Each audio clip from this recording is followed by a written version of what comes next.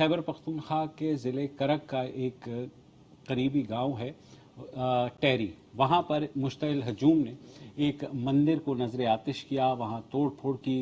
कहा यह गया कि यहाँ ज़मीन का तनाज़ा था और ये है समाधि श्री परम हंस जी की, जो कि 100 साल पुरानी 1919 में उनका इंतकाल हुआ था, वहाँ दफन हुए। बंटवारे से पहले की ये कहानी है। जब बंटवारा हुआ तो इस इलाके से सारी हिंदू फैमिलीज जो हैं वो माइग्रेट कर गई इंडिया। मगर ये जो समाधि थी बहरहाल एक ज़ियारत के तौर पर रही। पूरे पाकिस्तान से जो है हिंदू यहाँ जाते हैं हमारे भाई ज़ियारत के लिए, मगर ज़मीन का तनाज़ा 1960 में उठा। हिंदू नहीं रहती वो हाँ, कोई हिंदू फैमिली नहीं रहती। 1960 में एक शख्स ने दावा कर दिया कि ज़मीन उसकी है और हुकूमत ने उसके नाम कर दी है। वो सिलसिला चलता रहा, लोअर कोर्ट्स में चलता रहा। 1997 में यहाँ पर फिर ऐसा ही एक वाक़या हुआ जहाँ मुश्तइल हजूम ने यहाँ तोड़ फोड़ की।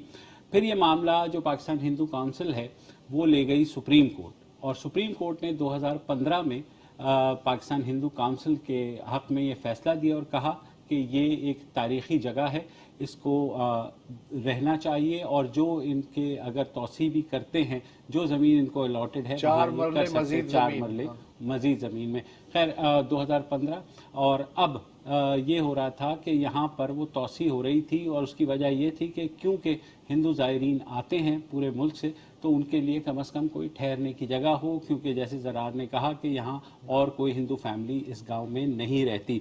ये वाक़या आज सुबह 10 बजे का है, जब मुश्तइल हजूम यहाँ आया और पहले उन्होंने नारेबाजी की। फिर कहा यह जा रहा है कि एक मौलवी हैं मोहम्मद शरीफ साहब, और वो जो है कहीं और से आए और उन्होंने इश्तियाल दिलाया, और जो मजमा है वो मंदिर पर चढ़ दौड़ा और तोड़ फोड़ के मनाजिर हमने देखे, आग लगाई गई।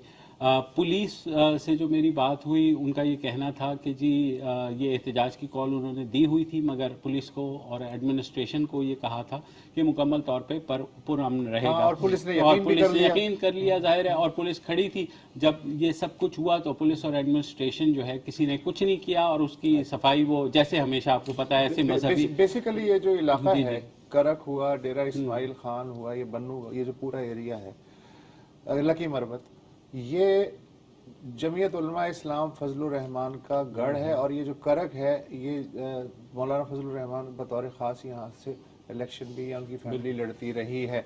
और जो वहाँ इत्तलात आ रही है, मतलब इत्तलात में तो ये है कि एक मजहबी सियासी तंजीम जी, लेकिन जिसका नाम है JUFA। हाँ। अच्छा हुआ क्या है, अगर मैं इजाजत दें तो जब ये वाकया हुआ तो थोड़ी सी लोगों से बातें भी हुई, और खास तौर पर कुछ लोग जो वहां पर रहते हैं या रहते थे, वहां की जो लोकल सूरत हाल है टेरी की, उसके बारे में थोड़ा सा बताया। तो उन्होंने कहा कि देखिए यहाँ पर जाहिर है कि पूरे पाकिस्तान से हिंदू फैमिली आती भी थी and so on and so forth, कोई मसला नहीं था। कोरोना वायरस के दौरान राशन भी बांटा गया हिंदू फैमिलीज की जानिब से, और वो भी लोगों ने हंसी खुशी ले लिया। अच्छा जाहिर है गुर्बत बहुत है।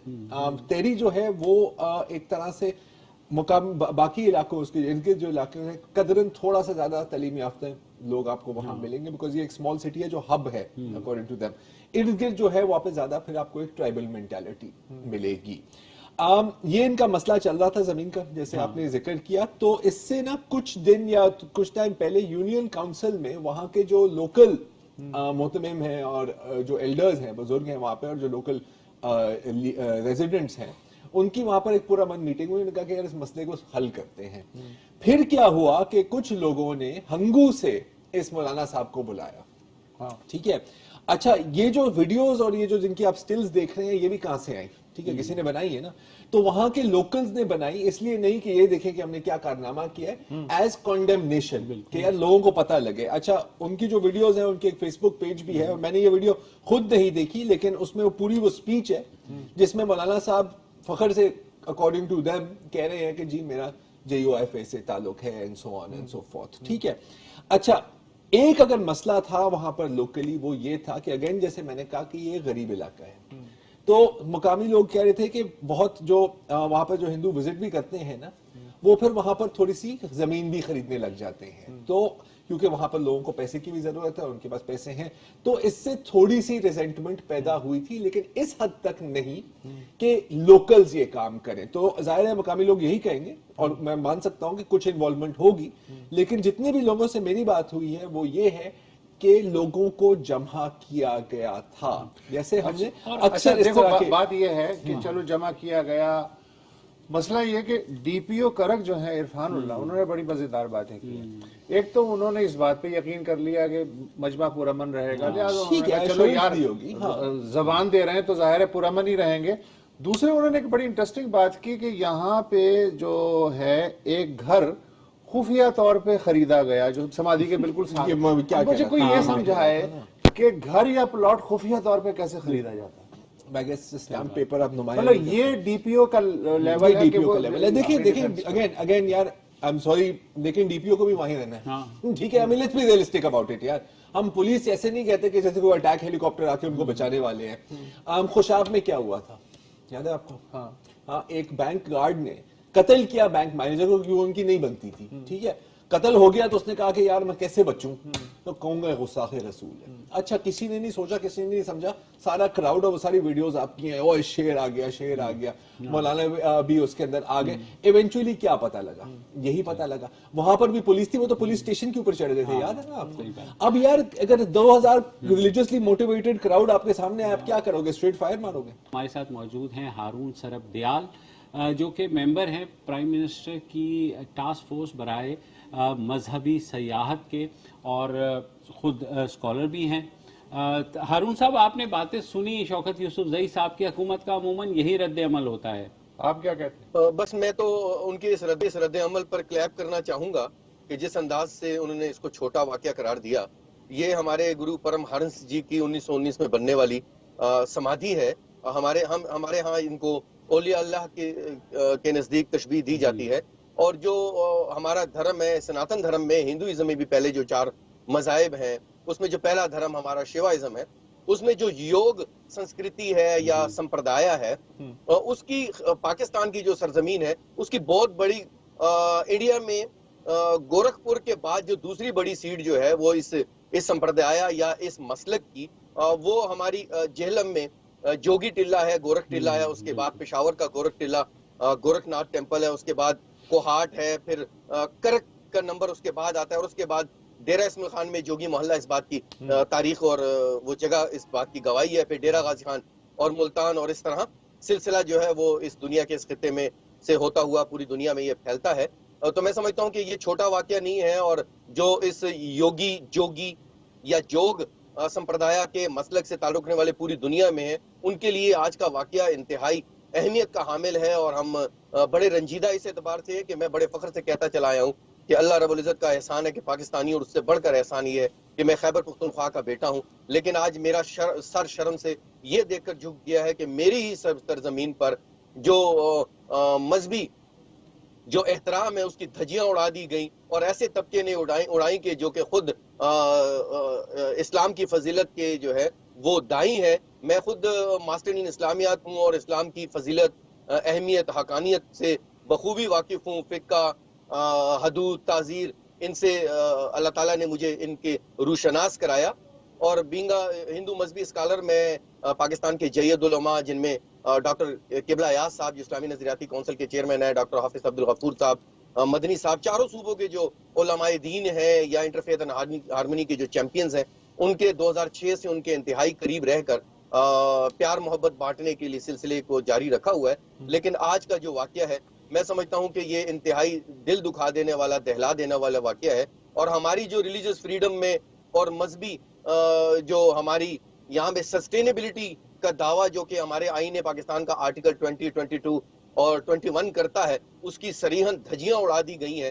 ہم سمجھتے ہیں کہ ہمیں واضح دکھائی دے رہا ہے کہ ہمارا جو اسلامی مذہبی جو علماء کا طبقہ ہے وہ ناکام ہو چکا ہے اسلام کی فضیلت جو دیگر مذاہب عالم کے بارے میں ہے اس کو سمجھانے میں.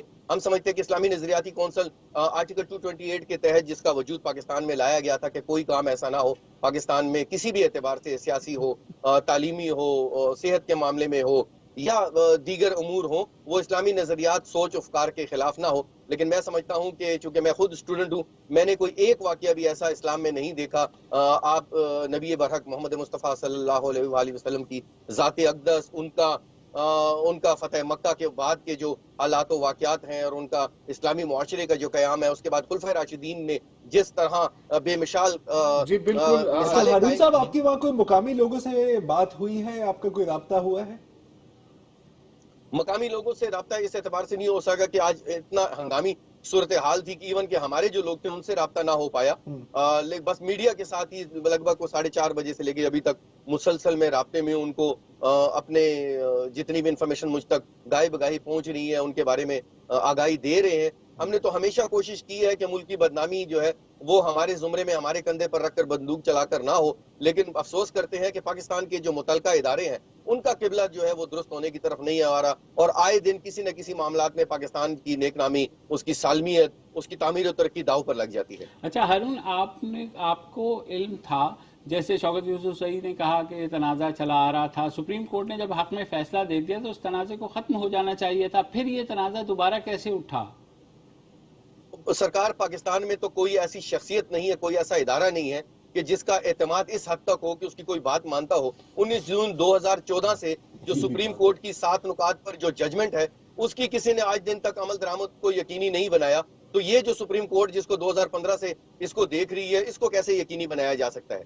بس افسوس یہ ہے کہ جتنا بھی پاکستان میں جو لینڈ مافیا ہے یا ہمارے حکومتی اداروں کے جو اہلکار ہیں ان کی ملی بھگت سے جو پاکستان کے قیمتی اثاثوں کو جس بری طرح سے تباہ کیا جا رہا ہے بے دریغ، اور اس کو خرید و فروخت ابھی تک تاحال جاری ہے، اس کو تباہ کیا جا رہا ہے۔ میں نہیں سمجھتا کہ جو پاکستان کی جو جناب عمران خان صاحب جو کہ اس وقت ریلیجس ٹورزم کے ذریعے پاکستان کو اکنامک زون میں لانا چاہتے ہیں اور پاکستان کو ہارون سرفدیال چاہتا ہے کہ 39واں مقام دیکھے، لیکن بدقسمتی سے آپ نے ذکر کیا کہ ٹاسک فورس کا حصہ، وہ شروع کی میٹنگز میں اپنا پورا کردار نبھایا، عمران خان صاحب کو لائیو اور ڈائریکٹ میں نے اس پر جو ہے بریف بھی کیا ریلیجس ٹورزم پر۔ بدقسمتی سے فیوریٹزم پھر آڑے آ گیا۔ بہت شکریہ۔ اور بالکل زیادتی ہے، ریاست کا جو رد عمل ہے وہ خاصا سخت ہونا چاہیے، پرو ایکٹیو ہونا چاہیے۔ پرو ایکٹیو ہونا مسئلہ چاہیے۔ کیا ہے کہ لوگ دین کو ہتھیار بنا دیتے ہیں اپنی ایکٹیویٹیز کو کور کرنے کی۔ بھائی جان، ریاست پرو ایکٹیو ہونا تو شروع میں تو یہی ہوگا جو آپ کہہ رہے ہیں، لیکن بعد میں ڈسکریج بھی ہوں گے لوگ، ایسا نہیں ہے، لیکن اور کچھ نہیں تو امیج کے لیے کر لو۔ ہاں، انڈین میڈیا کے ہاتھوں میں وقفہ لے لیں۔